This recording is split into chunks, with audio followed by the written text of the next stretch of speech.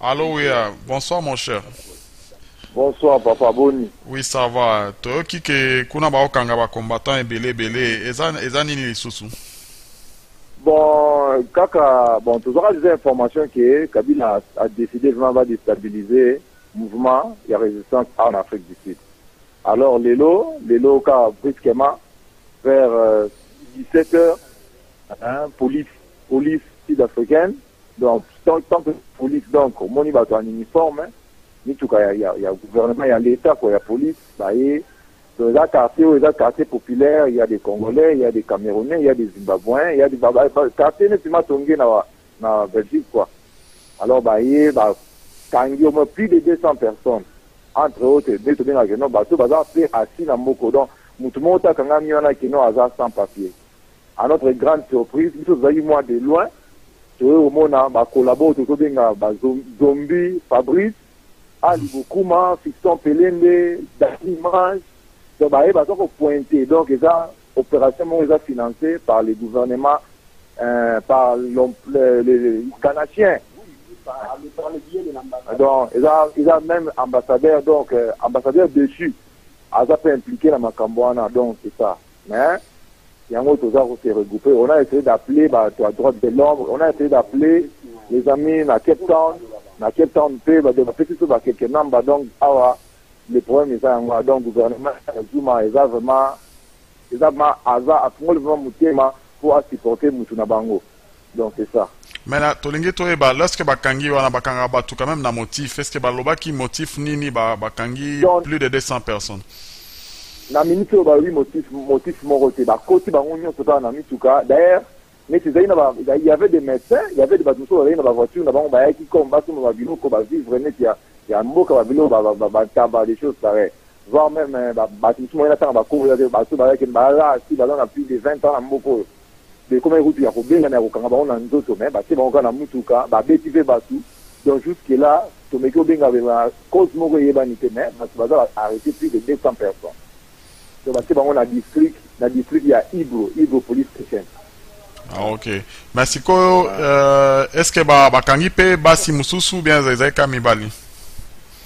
Non, il y a aussi des femmes. Donc, Congolais, il y en a quelques basi, na mibali.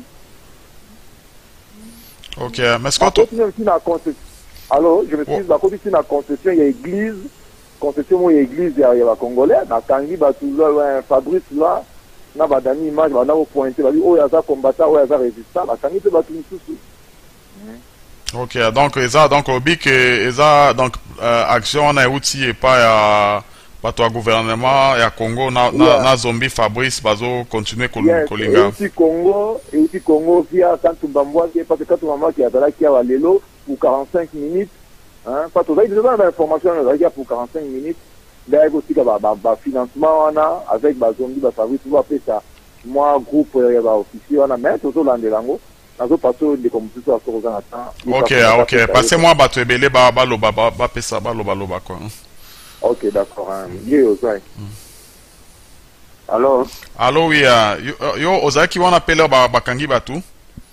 Oui mon frère, on était tous là et wana tu comprends dès la police sud-africaine transformé en chien de chasse de l'imposteur Hippolyte Kanambe. Vraiment c'était un carnage. Bazui superficie on est à partir à l'emba foire qui l'emba terminus.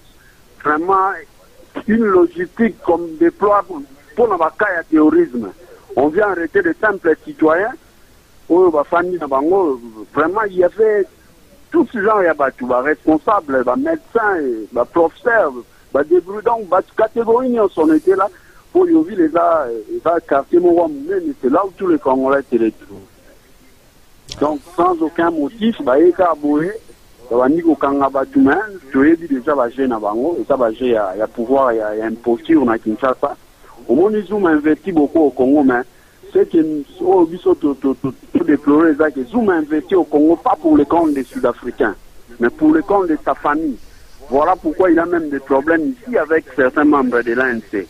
Mais nous allons mettre fin à Mamboana parce que tu contacté déjà l'organisme il y a le droit de l'homme et Et à partir de l'objet, je crois, on va se quoi avancer dans le processus d'édition. Ok, mais pour aborder PK, il y a pasteur Pascal, il y a Pascal. Est-ce qu'il y a toujours dans la prison, il est là? Oui, pasteur, avant la prison, il a fallu abîmer depuis mardi. Mais il s'est fait que, à Libokuma, na Fabien, Meni ba DVD Oyo, pasteur à Salanioso, Meni Angokuna soit disant que, Azo révolté, voilà, DVD soit ça là, soit disant qu'Azo révolté peuple. Et à partir de là, nous on s'est dit, mais ça n'a rien à voir avec les Sud-Africains, ça c'est un problème congolais. À ta révolté peuple, bango va auto célébrer 100 ans, babanda au salami, babanda au bina, tiens, babanda au bunda, les gens sont morts.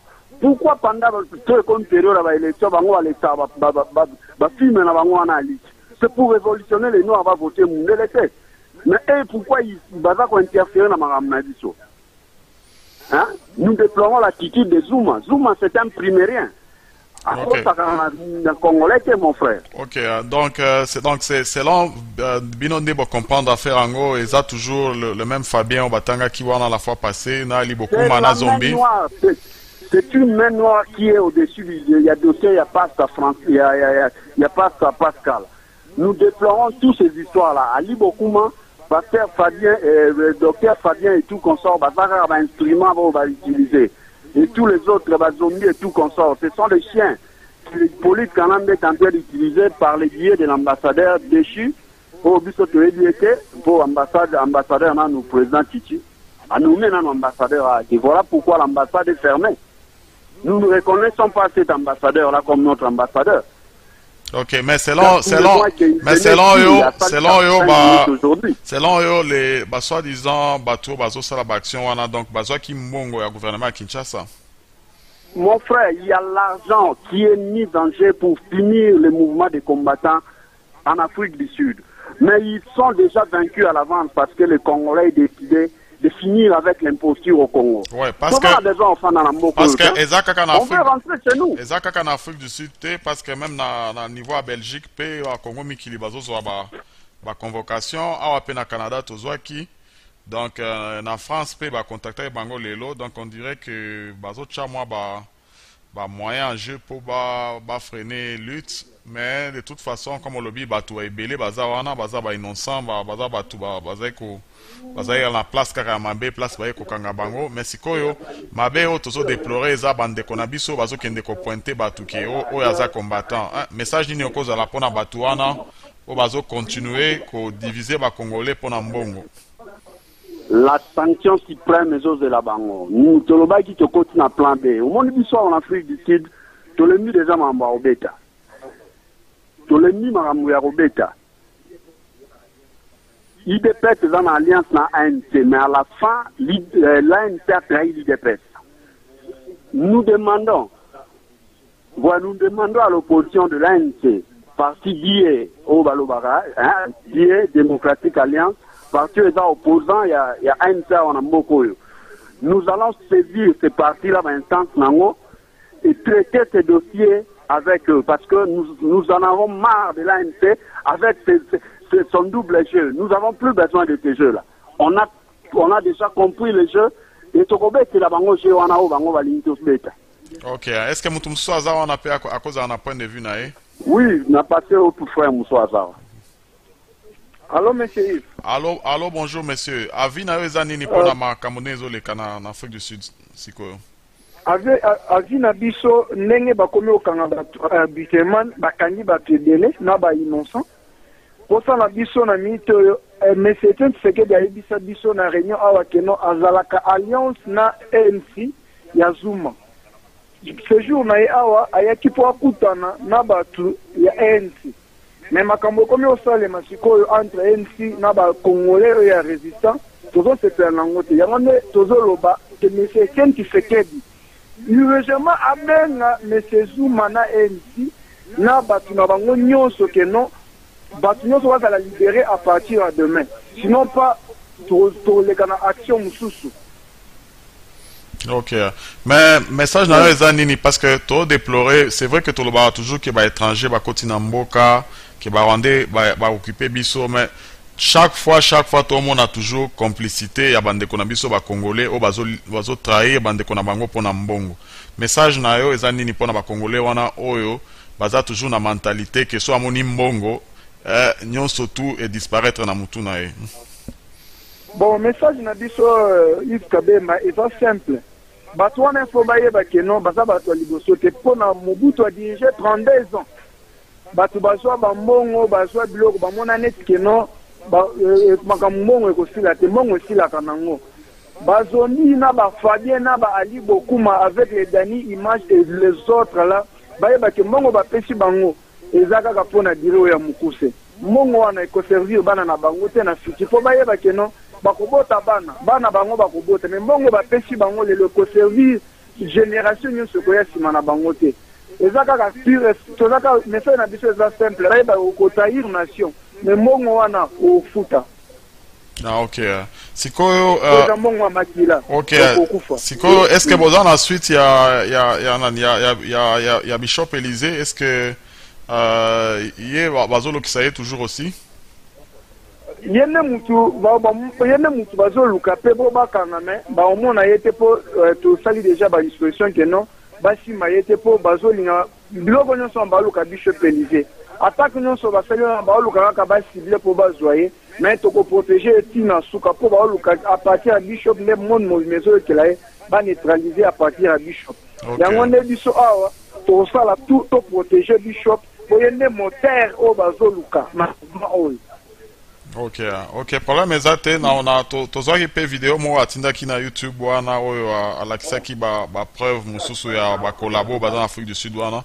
Na tolinga to solo na bino avant to diffuser yango parce que siko to komi un peu tolingi to solo na bato sur terrain avant to diffuser la biloko parce que tolingi te ke mutu alie mongo kuna atindi image kaka boye biso to ebite kaza collabo to eko diffuser image et comme isusu que biso ezozongela biso mabe quoi.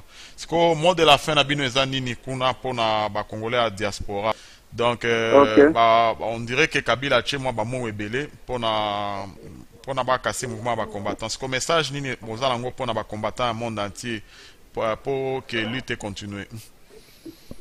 Bon, message na biso ezakaka eza simple mais Congo meke toujours remercier yo pona olakisaki image ali bokuma na chaîne na bino po soki obombaka image wana bato ebele balingi bacomprendre te tosepeli bien ndenge bolakisa image ali bokuma ndenge afinga Bishop po sikoyo baoyo bakangi bakoloba pe bakosala bareaction na bango apres po alekaki alobi ke non Bishop Élysée aza kolabo abimaki neti prêtre.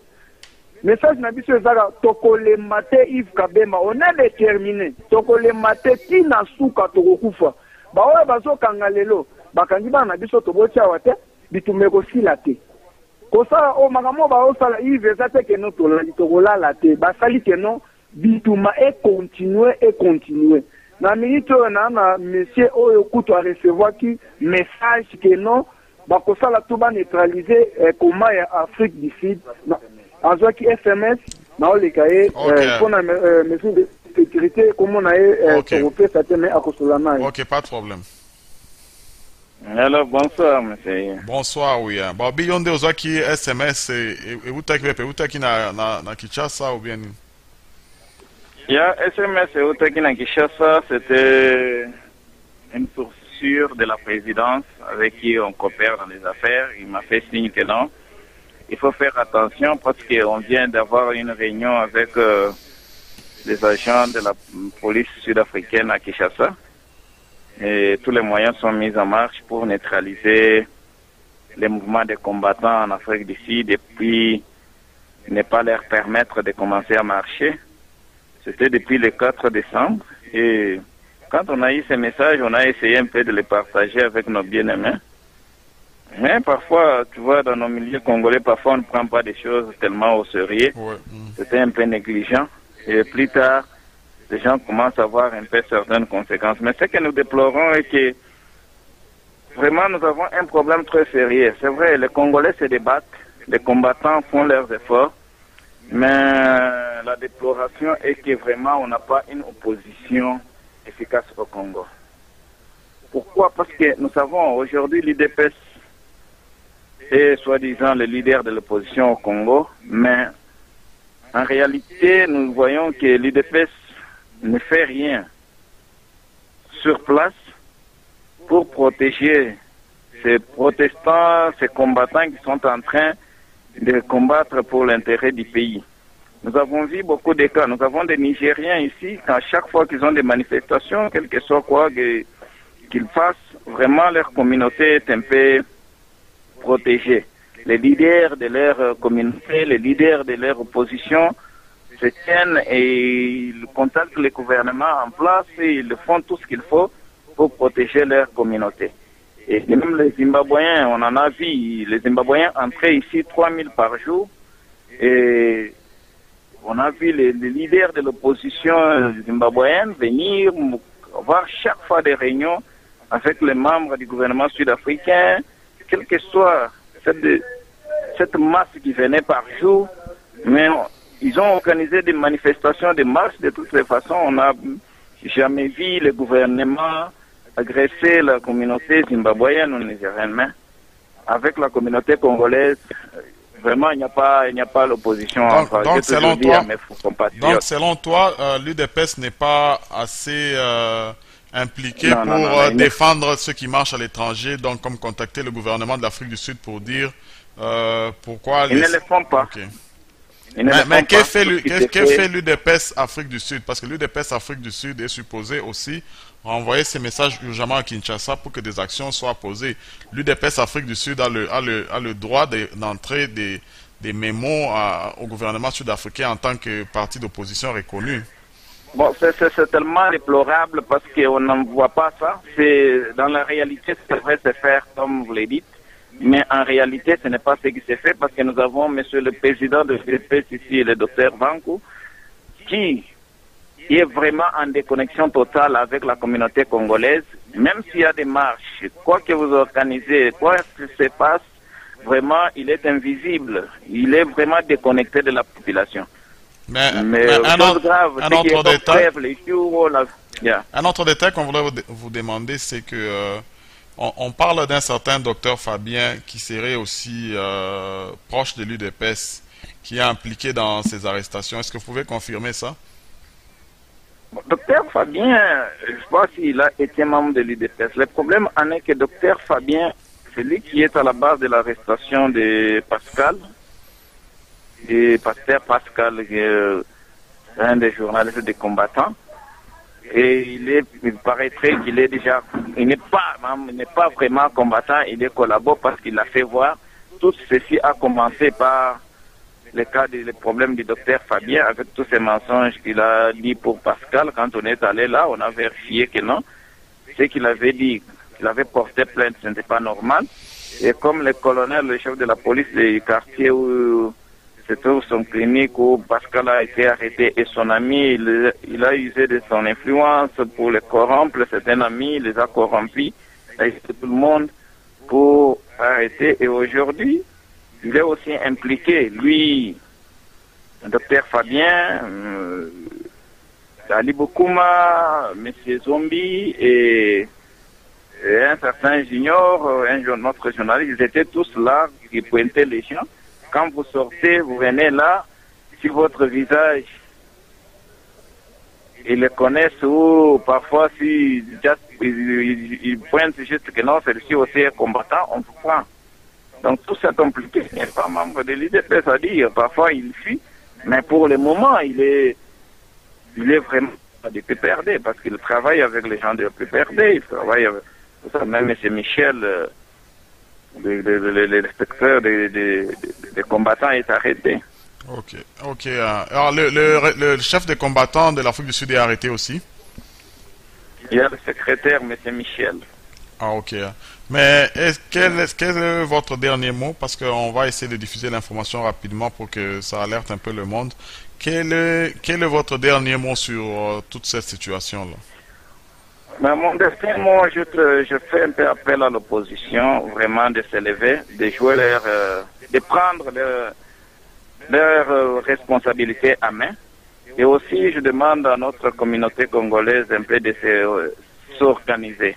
Parce que parfois, on fait des choses en désordre, on doit un peu s'organiser. On doit savoir aussi mettre les choses en ordre, savoir aussi mettre les gouvernements en place au courant de toutes les situations qui se passent au Congo, ouvrir des dossiers sur tous les gouvernements dans le monde, leur montrer, déposer des dossiers sur leur table, montrer les situations qui se passent au pays, afin qu'ils soient au courant que ce que nous faisons, ce n'est pas que nous sommes en train de créer des désordres ou nous sommes en train de perturber l'ordre dans leur pays, mais nous réclamons nos droits afin que nous puissions rester chez nous. Mais nous ne sommes pas là pour leur déranger ou perturber l'ordre dans leur pays. Ok, merci. Nous allons clôturer par là. Bonjour, Bandegonu Sobozolandanga à travers le monde. C'est votre humble serviteur, le bishop Élysée, défenseur et peuple congolais, fils de l'archevêque Coutinho Fernando. Nakanisi Boyoki Ndenge, moninga nanga pasteur Pascal Ndeng Bakangie en prison. Nga Bazolu Kisanga. Donc Bazolu Kisanga. Nazali na recherché Bazolu Kisanga iko bakanga bengai. Alors, boye bangoke na mboka oyo Afrique d'ici mutako sabinote. Nous n'avons que 2 journalistes au Baza pour le changement, pasteur Pascal Bakole au Bakangi à la prison, na sans rival, John Image au représentant Congo Mikili. Oh, nous sommes sur la ligne à Djobour, nous sommes à Cape Town. Djobour, à journaliste et à changement à Kosio. À la Sabino 5 images au Yassara na Bakobata Ezate. Maintenant, où est l'équipe? Bah, Sabino n'a pas bishop armé de victoire. Maintenant, l'ina avec Sabino Lelo. Oh, ils ont une photo de l'archevêque Coutinho Fernando. Bishop Élysée avec l'archevêque Coutinho Fernando. Nazali cofondateur du mouvement Sauvons le Congo. Nazali cofondateur du mouvement Sauvons le Congo. Bien aimé, oh, ils ont archevêque Coutinho na bishop Nyonso, il y a armée de victoire. Bishop armée de victoire Bolimbisanga. Ngaye na certain Moutounanga. Armée de victoire. Archevêque Coutinho na bishop Nyonso, il y a armée de victoire. Bien aimé, on a vu Sabino Aza Bishop et armée de victoire à Kosibino. On a eu jour de consécration en 2001. Archevêque Coutinho, dans la grande école des ministères, on a bimi licencié en théologie. Archevêque Coutinho Yeyo, Azo consacré dans le stade de Tata Raphaël. Bien aimé, on a vu Bishop et armée de victoire à Kosi. En 2003, notre église armée de victoire. Archevêque Yeyo, avocat Mibale, bishop mon père a la petite cravate à jaune à côté prison, Molongani archevêque Coutinho Ngayo Nasima. Nazali cofondateur du mouvement Sauvons le Congo. Oya ko Sabino ke nazo papa, batika ko Sabino a bon mentir qui vient de loin. Ah on a 2009 Archiazo Samba, archevêque Yeyo. Moi so ba findi bino moi si mabe, moi c'est longi mutu munene, moi si nanga Yeyo. Aza moi ndeko na bino congolaise ya Mbujimai. Belle de figure et de taille. Moi si qui toko pembe à probité. Mais ba fingi moi si nanga yeyo ma femme. O nga yeyo na armée de victoire na enseignement numéro 17. Nazo teya full yango yo na kati église armée de victoire. Bien aimé, oya kolobana bino na bishop na armée de victoire de nga yo na oteya na tata Raphaël. Oya yebi tata Raphaël nga yo na zo teya bishop Élysée. Bien aimé na yaki na ba preuve. Il y a Bishop Élysée Yeyo avec Soutani Nazote ya Sango Malamu Yango na eka koyebisa bino bien aimé. Ah on a zalina archevêque Coutinho na Brazzaville na église na biso ya Brazzaville Bishop Élysée. Alors c'est pour vous dire que Moutako Sabinote Nazali bel et bien Bishop ya armée de victoire Avanaya Ngai Bishop Élysée avec ma très belle femme. Elle est belle de taille et de figure. Na bombe longo ya mama nanga na linga bimate mais bishop ma femme yeyo Lisa oya akoya ki na lift une très belle femme puis a probité ngayo bishop Élysée naza mwana ya archevêque Coutinho Fernando Moutako Sabinote bishop Élysée na archevêque Coutinho Fernando. C'est pour vous dire que na minute Zoé Kanache azana awa azali kosala musala na ye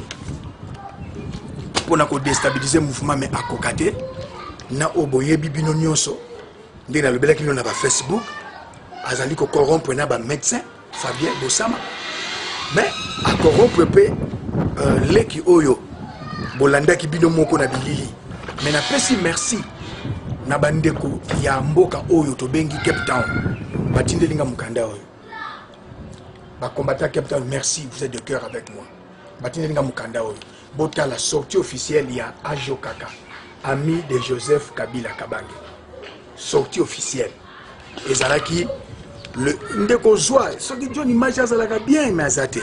Ata sans rival à la prison. Et Zalaki le 15 août 2011.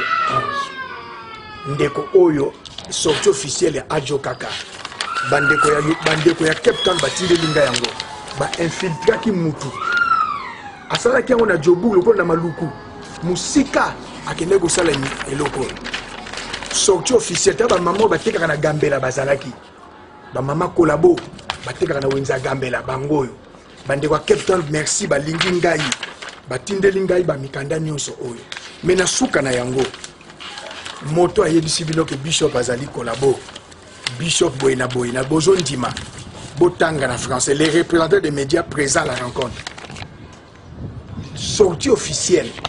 Représentant média au Izalaki. On a encerclé Ali Bokuma. On a encerclé Otala Moutola Alikaki na Congo Mikili.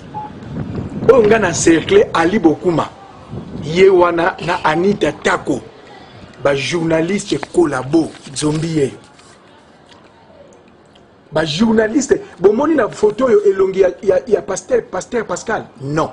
Bomoni elongi ya John Image. Non. Mais regarde le collabo journaliste ya mboka oyo.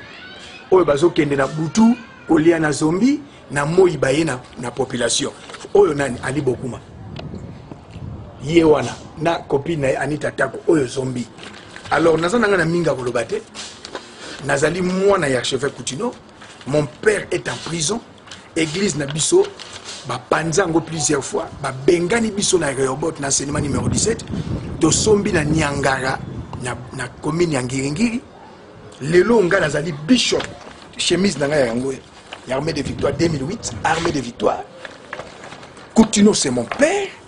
Tanga yaki na 2006 ba komi bon retour papa. Nazali bishop ya armée de victoire, tala na sima.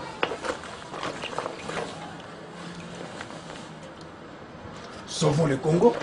Nazali cofondateur du mouvement Sauvons le Congo. Oh nyonso, oh Congolais na kanisa ki mingi bayebi. Mais bino bande kwa Canada. Bo fongola matoyi, bo fongola pe misu. Nazo bunda pona kolo. Nana posa titre te. Jalousie, bazo benga Newcam, ayesika. C'est pas ça le problème. Ko simba Bible nous la te ko yebi Bible. Ngaza musali na Nzambe. Nazo bunda pona cause moko juste et noble. Nazali combattant. Botuna Bishop Chetumba ayebe longyo depuis ça. Docteur Epaphras ayebinga bien. Botuni évangéliste et missionnaire. Oazana Hollande. Placide de Jésus ayebinga. Boke na Paris. Na armée de victoire Paris. Botuna bakoyeb sabino qui je suis. Na Londres botuna maître champion. Alors Ali Bokuma azali ndeko. Cousin. Il y a Denis les faux prophètes. Ali Bokuma azam ekumute Équateur te. Azan de Congolais ya Bandundu. Azali nde moto ya Musakata. Ya Bokoro. Ndeko ya Denis les. Bangonde bazana zoe awa. Na zombi awa. Batindi leka. Oyebisa batu mobimba ke Bishop Erafantiré. Non. Je suis le Bishop Élysée. Botuna évêque Mukuna, Aroeb Sabino qui je suis. Natuni Bino, même Denis Lessa, qui je suis. Tous les hommes de Dieu, na terre, na martyr, na terre partout. Dans les jours qui viennent, beaucoup na ngai na archevêque, na ba image, na martyr. Alors Mutako Sabinote, et longa Izali, dans un monde pona mboka na ngai. Malgré jalousie, malgré haine, la victoire est certaine. La victoire est certaine. Ils me feront la guerre, mais ils ne me vaincront pas. Batanga Isaïe, chapitre 54, verset 17. Botanga Isaïe, na Jérémie plutôt 1, 17 à 19. Mission en Afrique. Et ça na Jérémie 1, 17 à 19. Nazana minga kolobate. Naika pour la Sabino. Nazali en retraite quelque part. Pasteur dans sa prison. Mais tozo bunda, nzamba kobim sa pasteur. Ngape nazo continuer tumba. Zoé Kanaché abimisi mbongo atambusi yango tout ça mais bakokoka ngai te.